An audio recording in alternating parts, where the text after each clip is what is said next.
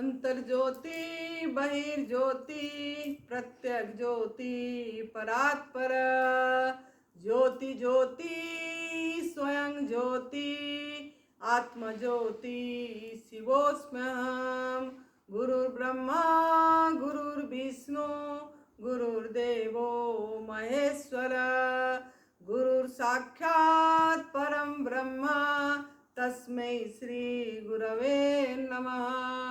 तस्मै श्री गुरवे नमः। सर्वप्रथम हम हमारे सद्गुरुदेव स्वामी अखंडानंद गिरि जी महाराज जी के चरणों में सत सत नमन कर रहे हैं। परम पूज्य सद्य बीबी चौहान गुरु जी जो हमारा एडवांस न्यू डाइट सिस्टम का जनक हैं, उनके चरणों में सत सत नमन। अपनी माता पिता को प्रणाम और आप सभी साधकों को मेरा प्यार भरे नमस्कार। इस शरीर का नाम साध्वी आनंदी माँ है और इसका फोन नंबर है 8219172304। सुरेश बेटा का फोन नंबर है 9729018002। तो आज ये हमारा साधक लोग इधर बैठे हैं।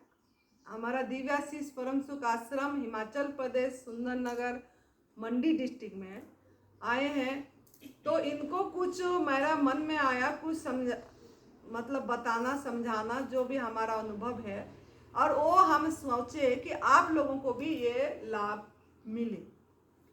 तो आज का मेरा समझाने का वीडियो का ये जो हमारा बन रहा है, इसकी टॉपिक है कि शास्त्रों में, सभी धर्मों में, सभी शास्त्रों में उपवास को क्यों महत्व दिया गया है और दूसरे जीव, दूसरे प्राणी कोई भी उपवास नहीं कर रहे हैं और इंसान को क्यों उपवास की जरूरत पड़ी और शास्त्रों में बोला गया। सभी धर्म, हिंदू धर्म, सिख धर्म, मुस्लिम धर्म और हमारा जो ईसाई धर्म, क्रिश्चियन धर्म, सब में उपवास बोला गया है। सभी धर्म में तरह तरह की हर एक साल पूजा आ रही है, व्रत उपवास आ रहा है। हिंदू सनातन धर्म में तो बहुत आती है, हर एक महीने में एक दो चार ऐसे आती रहती है। तो इसका कारण क्या है? तो ये पहले आप उपवास का अर्थ समझिए। जो उपवास का अर्थ ये है, उप मतलब निकट, वास मतलब बैठना, उपवास निकट बैठना। तो निकट बैठने का मतलब क्या है? किसके निकट बैठना है? प्रभु के निकट बैठना है, अपनी आत्मा के निकट बैठना। प्रभु मतलब क्या है? जो आपके अंदर है। भगवान का मतलब भी यही है। भगवान में आपका पंच तत्व तो पूरी तरह है। भ मतलब भूमि, ग मतलब गगन, भगवा आपका वायु, आ आपका आकाश जो आकार हुआ वो आकाश, न मतलब नीर मतलब जल।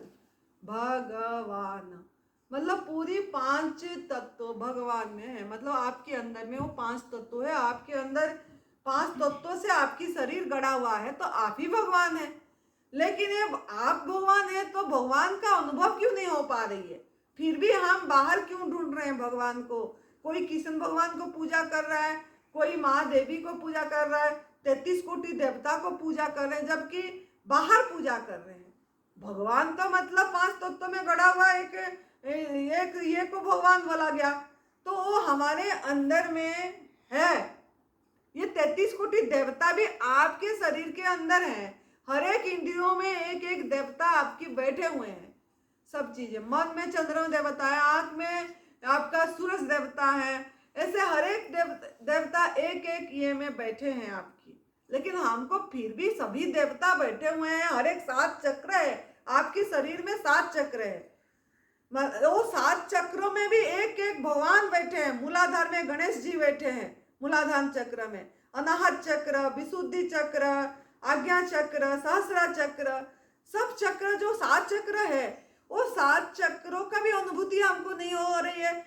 7 चक्रों में एक एक भगवान बैठे, परमात्मा का नाम दिया गया है शास्त्रों में, फिर भी हमको अनुभूति नहीं हो रही है। फिर भी हम अपने आप को इतने कमजोर क्यों महसूस कर रहे हैं?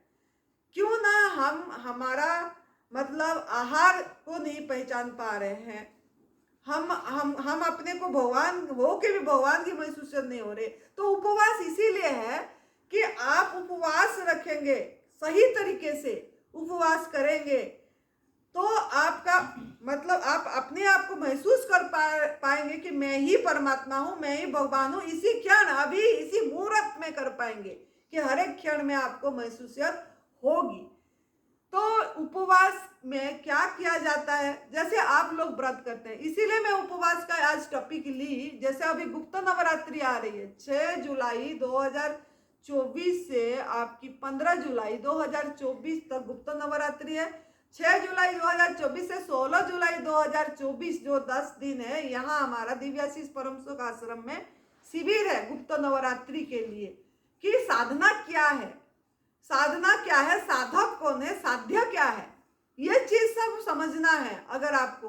और ये कैसे समझ में आएगा, और हम कैसे अपने आप को भगवान हूँ, मैं ही भगवान हूँ, मैं ही आत्मा हूँ, मैं ही ब्रह्म हूँ, इस चीज की अनुभूति करना है। तो आपको ये शिविर अटेंड करना है, तो आपको इसी 10 दिन में आना है, रजिस्ट्रेशन करना है। लेकिन पहले से आप जो मैं बाद में बताऊंगी वो करके आना पड़ेगा। तो इसके लिए जो ये नवरात्रि आई, मतलब नवरात्रि मतलब क्या, नवरात्रि साल में 4 बार आ रही है, हर एक 3 महीने में एक बार आ रहा है। तो ये शास्त्रों में हमारा लिखा गया, ऋषि मुनियों भी कर रहे हैं, संत महात्मा भी कर ही रहे हैं, हर समय उपवास कर रहे हैं उसी 9 दिन में। तो ये सब हमको जगाने के लिए आ रहे हैं। जागृति, जागरण का अर्थ क्या है, नवरात्र में हम जागरण कर रहे हैं, पूरी रात जागरण करते हैं, भजन कीर्तन करते हैं, दिन भर सो जाते हैं, इतनी थकावट हो जाती है। ऐसा जागरण क्या का फायदा क्या है। जागना मतलब पूरी हर समय सजग रहना, पूरी मतलब आपका पूरी जीवन बेहोशी जीवन न जिए, होश पूर्वक जीवन जिए, आप हर समय अपने पर नजर रहे, यही साधना है, वही सजगता है, वही जागरण है। अपने पे नजर रखना, अपने बॉडी पे नजर रखना, अपना इनर सेंस को सुनना, यही जागरण है, यही उपवास है, यही तप है। तो इसके कब सुन पाएंगे हम, अपनी आवाज कब सुन पाएंगे। अपनी आवाज हम सुन ही नहीं पा रहे हैं, हम खाली बाहर का कोलाहल है, बाहर का आवाज में, बाहर का निंदा चुगली में, बाहर का लोगों का शब्द सुनने में हम लगे हुए हैं। तो अपनी आवाज सुनने के लिए आपको उपवास पे ध्यान देना पड़ेगा। ये जो उपवास बोला गया है, तो ये उपवास कैसे करेंगे शास्त्रों में। अच्छा, मैंने पहले बताई कि आपको किसी भी पशु पंछी को उपवास की नहीं जरूरत पड़ी, इंसान को क्यों पड़ी। इंसान को इसीलिए पड़ी कि इंसान ने सभी कानून को उल्लंघन करा, उसने सभी नियम को भंग करा, और कोई दूसरे जीव जंतु प्राणी नियम को उल्लंघन नहीं करे, कानून को उन्होंने उल्लंघन नहीं करे। उन्होंने उनको सबको रेस्पेक्ट दिए, सम्मान दे, उनके लिए निर्धारित भोजन जो है वही करे उन्होंने। तो उनको उपवास करने की जरूरत नहीं पड़ी, ना एनिमा करने की जरूरत पड़ी उनको, ना उनको बमन क्रिया करने की जरूरत पड़ रही है। हाँ, करना पड़ती है, जब उन्होंने गलत आहार करते हैं तब कुत्ता करता है, घास खाता है और अपने अंदर की गंदगी निकाल देता है उसने बमन क्रिया करके। तो क्यों ना कुत्ते को हम ही गलत आहार डालते हैं, जो रोड पे जाता है कुत्ते, जो बंदर आ रहे हैं उन्हीं को हम ही, इंसान ही गलत आहार डाल रहा है। कोई बिस्किट डाल रहा है, कोई क्या ब्रेड डाल रहा है, कोई रोटी बना के डाल रहा है, जो कि उनका आहार है ही नहीं, उनको उनका आहार नहीं मिल रहा है। अगर उनको उनका आहार मिलता तो उनको भी ऐसे उल्टी करने की जरूरत नहीं पड़ती। तो इसके लिए उनको उपवास, उनका फिर भी अगर तबीयत खराब होती है, कभी आप देखे होंगे उन्होंने अपनी खाना पीना छोड़ देते हैं, खाली रखते हैं, अपनी अंतर अंग को रेस्ट देते हैं, जब तक उनको भूख ना लगे तब तक खाते नहीं है। लेकिन इंसान तो बीमार के टाइम में भी खाया जा रहा है, लोगों दवाई देते हैं डॉक्टर तो खाना पड़ेगा, वो बोलते हैं बस कुछ नहीं, हल्का खाना खाना है। कोई बोलता है पतला दाल खा लेना, मूंगी दाल खाना, छिलके वाला मूंग दाल नहीं, वो हल्का होती है। कोई बोलते दाल की पानी पी लेना, थोड़ा खिचड़ी पतले करके खाना या दलिया पतले करके खाना, उसमें दवाई खाना। मतलब क्या कर रहे हैं हम। दूसरे पशु पंछी भी हमारे से अच्छे हैं, उनको तो पता लग गया, उनको अगर बीमारी आया उन्होंने खाना पीना छोड़ दिए, कोई दवाई नहीं खाए, उन्होंने अंतर अंग को रेस्ट दिए तो उनका ठीक हो गए।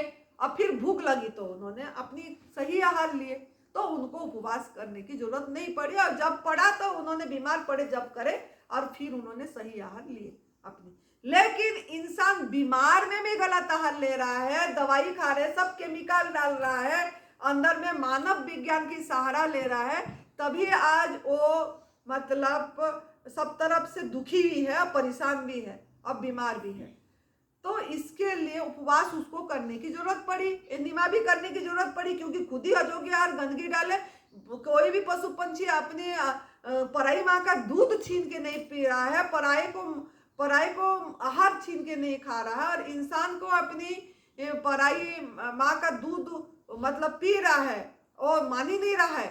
जितना समझाने से हिंसा कर रहा है, एक हक मार के अधिकार छीन के खा पी रहा है, मतलब भगवान को अनादर कर रहा है, परमात्मा को अनादर करा, उनका नियम को उल्लंघन करा, प्रकृति की सृष्टि की नियम को उल्लंघन करा, तभी तो उसको आज बीमारी है, और तभी उसको उपवास करने की जरूरत है।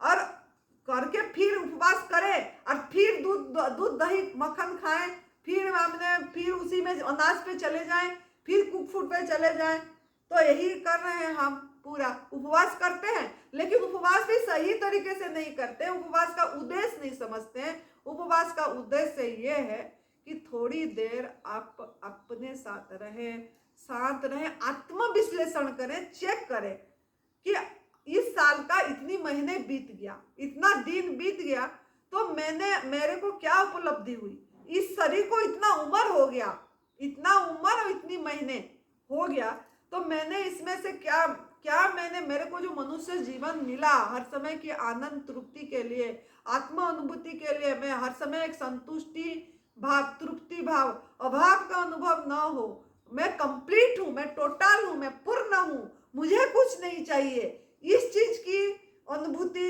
हुई क्या आपको? अगर नहीं हुई तो मनुष्य जीवन का लक्ष्य भी आपको पता नहीं। मनुष्य मानव जीवन इसीलिए मिला कि आप हर समय आनंद रहे, हर समय अपनी एक तार वो अजपा जप में लगे रहे, सुमिरन, मतलब हर समय हर एक आपका जो सांस चल रही है, वो सांस पे जितना हो सके अंतर्दृष्टि, अंतर्मुख, मतलब दो डबल एरो होना चाहिए आपके, मतलब आपकी तरफ एक, दूसरे की तरफ, आपकी तरफ भी जब हो रही है सजग होके देखते रहे कि होश पूर्वक कि ये बुलवाया जा रहा है, ये करवाया जा रहा है, ये हो रहा है, अपनी करता मैं करता नहीं हूँ, इसमें सब हो रहा है। इस चीज की आपकी अनुभूति के लिए डबल एरो में हर समय दृष्टि रखना पड़ेगा, अपने तरफ दृष्टि रखना है। तो ये कब होगा? जब आप आहार शुद्ध करेंगे, जब आपकी आहार सूक्ष्म होगा, जब आप अपनी सही आहार लेंगे और अपने उपवास पे दृष्टि देंगे, तब आप डबल एरो पे रह पाएंगे, मतलब अपने तरफ एक होनेपन, अपनी हेपन में आपकी सेंटर पे आपकी एक नजर होगी, मतलब इससे ये हो रहा है, ये हो रहा है, हो रहा है, हो रहा है, कर नहीं रहे, हो रहा है, हो रहा है, इस चीज की आपको अनुभूति होगी। तो इसके लिए आपको आपकी सफाई की जरूरत है, शरीर की शुद्धिकरण। उपवास का मतलब क्या है? शरीर की शुद्धिकरण के साथ साथ माइंड की शुद्धिकरण, मतलब detoxification of body and detoxification of mind and intellectual बुद्धि, इस चीज की सबकी शुद्धिकरण। ये शुद्धिकरण इतनी आसान नहीं है, और आप आग में पका वाला भोजन खा के उपवास करके शुद्धि कर लेंगे, ये आपकी मन से अब भ्रमणा हटा दीजिए, अज्ञानता हटा दीजिए कि हम सोचते हैं हम तो उपवास कर रहे हैं, अनाज छोड़ दिए हैं, सामा चावल की खिचड़ी खा रहे हैं, से साबूदाना का पकोड़े खा रहे हैं, और कुड्डू की आटा की पकोड़े, और साथ में जो दही लस्सी देसी घी में लौकी बिना हल्दी का छोंक के सीधा नमक के साथ खा रहे हैं, और हम बोल रहे हैं हम व्रत करें। तो ये कैसी व्रत हुआ? ये उपवास कैसी हुआ? उपवास मतलब क्या? आपको अपने साथ रहना है, अपना मन शांत होना है, अपने को हर समय प्रभु के साथ जुड़े रखना है। प्रभु के साथ आप जुड़ ही नहीं पाएंगे, हर समय तो आपका खाना पे ध्यान है, अब अभी क्या बनाना है, अभी क्या बनाना है, अभी आलू की सीरा कब बनेगा, अभी वो देसी घी आई कि नहीं, इसमें आपकी ध्यान है हर समय। तो आप कब अपनी पूरी तरह से उसी के साथ कनेक्ट होंगे? तो इसके लिए परमात्मा, उपवास का अर्थ है आपके अंतर अंग को भी विश्राम दीजिए, माइंड को भी विश्राम दीजिए और अंतर की गंदगी की सफाई करिए, डिटॉक्स करिए। मतलब आप जो टॉक्सिन जमा हो गया, मल रहित बनाइए अपनी शरीर को। तो मल रहित बनाएंगे क्या? आप अगर ऐसे ही पकवान खाते रहेंगे, जैसे रेस्टोरेंट बन गया आजकल, वो नवरात्रों की थाली खाने की भी रेस्टोरेंट बन गई और जाके खा ही रहे हैं, तो आपका वो टॉक्सिन तो डाले। घी दही जो आपके आहार में जो जहर है, जो एक हिंसा है, एक क्रूरता है, जिससे मतलब आप किसी का जीव को कष्ट दे के ला के खा पी रहे हैं अपनी स्वार्थ के लिए, अपनी जीव के लिए, तो कैसे व्रत हुआ, कैसे उपवास हुआ, कैसे आप धार्मिक हुए, तो कैसे आपके मतलब आप मल रहित होंगे? तो थोड़ा थोड़ा सोचिए। अगर हमारा वीडियो देख रहे हैं, थोड़ा अपनी माइंड को मतलब सबको ब्रेक दे के सोचिए। इस वीडियो को बार बार देखिए और करके देखिए। ये करने की चीज है, अनुभव करने की चीज है। अगर आप धार्मिक है बोल रहे हैं और उपवास करना है, तो आप उपवास करते समय आप आग में पका वाला भोजन का पहला नंबर त्याग कर दीजिए, नमक का भी त्याग कर दीजिए। ये सीधा नमक भी अगर खाते रहेंगे, गवर्नमेंट फूड खाते रहेंगे, महाप्रकृति की आहार खाते रहेंगे, और इधर हम सीधा काला नमक डाल के और जूस वगैरह सब ऐसे लेते रहेंगे या फल सब्जी सलाद खाते रहेंगे, तो भी आपको वो चीज की अनुभूति नहीं होगी कि मैं भगवान हूँ। जो पहले मैं उसका डेफिनेशन दी, भगवान कौन है, मतलब मेरे अंदर सब शक्ति है, वो अखंड शक्ति, वही सांस चल रहा है, धड़कन धड़क रही है, आंखें की झपके चल रही है, हाथ ऐसे ऐसे हो रहा है, तो कौन? वही परमात्मा है। इस चीज की अनुभूति क्यों नहीं हो पा रही है? मैं ही परमात्मा हूँ, मैं ही ब्रह्म ना, इसके लिए कि आपका उस तरफ ध्यान ही नहीं है। तो आप इसीलिए नमक मसाला भी छोड़ दीजिए। अगर नवरात्रा उपवास आ रही है, ये आपको जगाने के लिए, जागने के लिए और जागते रहना है, बेहोश नहीं होना। फिर 9 दिन खाए, 9 दिन नमक मसाला छोड़ दिए, फलाहार करे, अब फिर जैसे 10वां दिन हुआ फिर गलत तरीके से पूजन, 9वां दिन में गलत तरीके से नवरात्रि में कन्या पूजन, पूरी हलवा चने खीर ये देके नवरात्र में कन्याओं को पूजन करके हम प्रसाद ले रहे। तो गलत तरीके से पूजन कन्याओं को, भगवान कन्या का पूजन जो होती है क्या है? वो देवी की पूजा, माँ की पूजा। माँ को इस चीज की जरूरत नहीं है कि जो जिसमें हिंसा हो रही है, जिसमें क्रूरता हो रहा है, मृत भोजन से पूजन नहीं होती माँ की। माँ को तो उनकी प्रसाद देना है, वो जो बना के दिए है। तो जब आप उस कन्याओं को ऐसे फल की प्रसाद देंगे, अब बांटेंगे, फल खिलाएंगे, तो माँ को कबूल होगी आपकी पूजन, नहीं तो आपकी पूजन भी कबूल नहीं होगी। तो इसके लिए थोड़ा आप सावधान हो जाइए और तरीके से उपवास करिए। तरीके से उपवास करेंगे तो आपको थोड़ा सा जागरण आएगी, नहीं तो बेहोश होते रहेंगे। तो आप इसीलिए उपवास के समय ये कम से कम, अगर आप निर्जल उपवास नहीं कर पा रहे, मतलब ना खाना ना पीना नहीं कर पा रहे, आपने रेस्ट नहीं दे पा रहे आपकी भीतरी अंग को, कुछ समय दीजिए, कुछ घंटे करके देखिए, ना खाना ना पीना।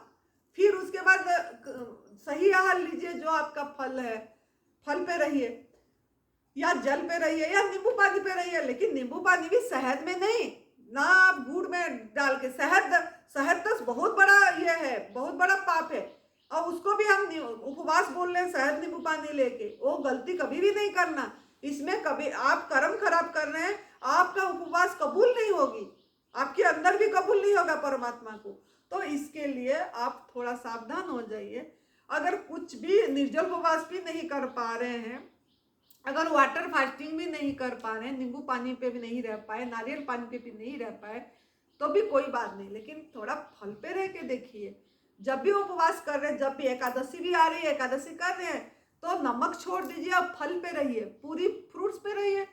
बहुत आसान है रहना। एक दिन क्या है, फिर रहते समय खाली फल खाए ऐसा नहीं, अपने साथ रहिए, अपने साथ अपने विचार को देखिए, अपने मन को विश्लेषण करिए, मन को देखिए, मन में चंचलता कैसे कम हो रही है, अपनी सांस को देखिए, 1 मिनट में कितनी सांस जा रही है, और फिर उसके बाद आप पका वाला भोजन खाएंगे तो उस टाइम भी देखना 1 मिनट में आपकी कितनी सांस जा रही है।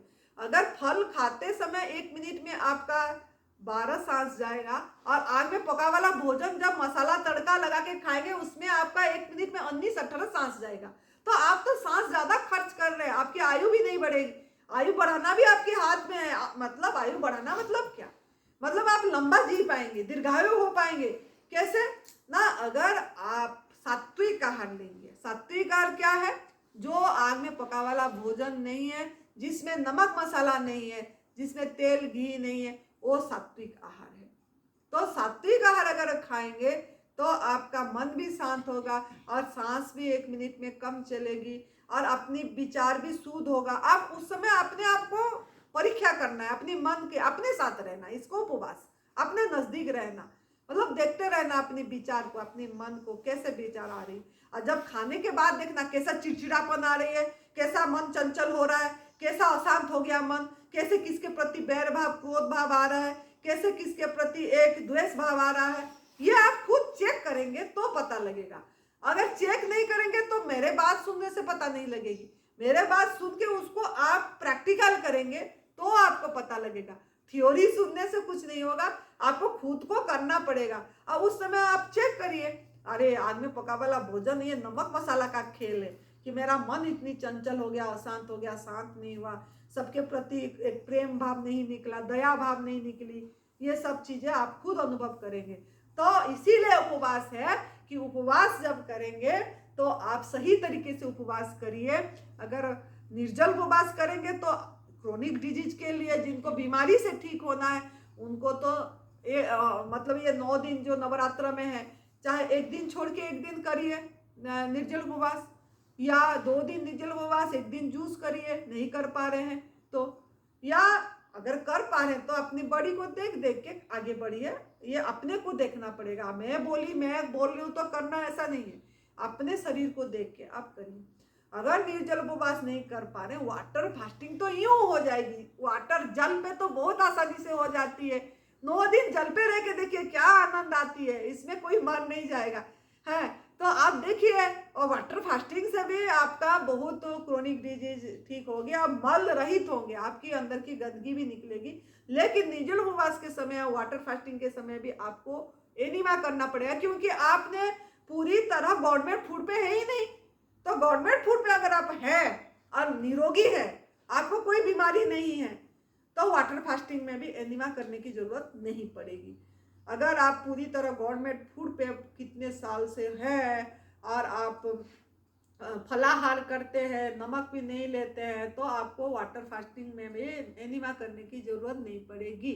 लेकिन निर्जल उपवास में एनीमा करने की जरूरत पड़ेगी, चाहे आप गवर्नमेंट फूड पे हैं, लेकिन निर्जल उपवास में एनीमा करना पड़ेगा। अगर आप नहीं करेंगे तो you are doing crime against your body. तो आप अगर एनीमा नहीं करेंगे निर्जल उपवास में, तो आपके बॉडी के अगेंस्ट में आप क्राइम कर रहे हैं। तो इसके लिए ये ध्यान देना है। तो वाटर भी जितना कर पाएंगे उतना करिए, 2 दिन करिए, 3 दिन करिए, नहीं तो रसाहार पे रहिए, नींबू पानी पे रहिए, बिना मीठा बिना नमक की, नारियल पानी पे रहिए। ऐसे प्रण करिए, संकल्प करिए कि मैं अपनी जीवन में कुछ अपनी बदलाव लाना है, मतलब अपनी होश पूर्वक जीवन जीना है, बेहोशी जीवन नहीं जीना है, ये जागते रहना है। इसके लिए मैं व्रत करूंगी, इसके लिए उपवास करूंगी। तो इस तरीके से करिए। अगर नहीं कर पा रहे हैं कुछ भी, तो फल पे तो कर ही लेंगे। इतने मीठे मीठे फल आ रहे हैं, आम आ रही है, कोई तो 9 दिन पूरी आम पे भी कर सकता है, पूरी 9 दिन आम खा खा के मजे कर करके भी कर सकता है। जो फल अच्छा लग रहा है वो फल पे भी रह सकता है 9 दिन, पूरी 9 दिन वाटरमेलन में भी कर सकते हैं। तरबूज आ रही है, रसीला आ रहा है, रसयुक्त आ रहा है, करिए 9 दिन पूरे वाटरमेलन में, लेकिन करिए फल पे। तो देखिए फिर फल पे भी कितनी आनंद आएगी। और आप उसी समय अपनी, लेकिन साथ रहना है, अपने पे नजर रखना है, अपनी क्रियाकलाप में, अपनी मन में, अपनी विचार में, अपनी थोड़ी देर शांत बैठना है, रिलैक्स बैठना है, अपनी अंतर अंग को रेस्ट भी देना है। 1 आध दिन कर लेना निर्जल, वो फलाहार के बीच में भी 1 आध दिन निर्जल उपवास करके अंतर अंग को रेस्ट दे देना है। और देखते रहना है क्या कैसे हो रहा है मन, कैसे हो रहा है विचार।